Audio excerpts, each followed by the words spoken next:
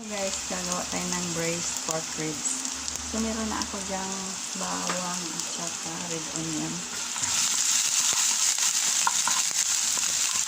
Lagyan na lang natin ng isa pang sangkap. Ito ang leeks stem, tapos puno ng leeks yan. Tapos ito yung carrots, ito yung red capsicum, tapos ito yung celery.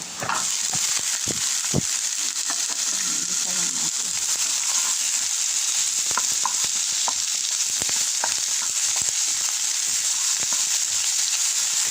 Tapos sunod na natin ang egg. Ayan ang pork guys na meron tomato paste, tapos meron laurel.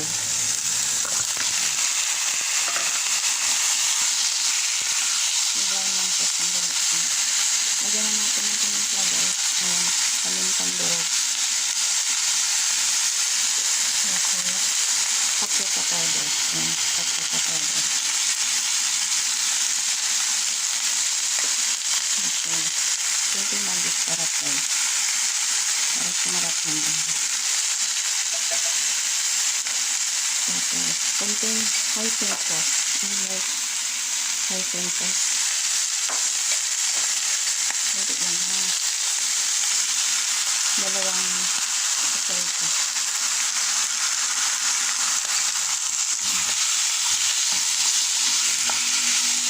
Okay lang guys. Gawin natin lagyan ng tubig.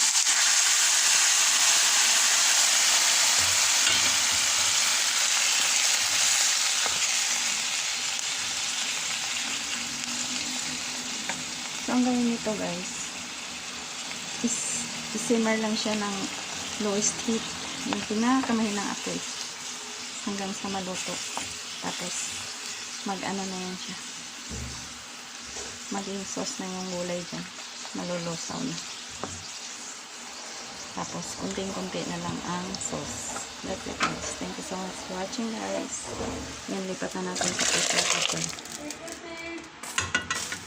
Thank you guys. Thank you so much for watching.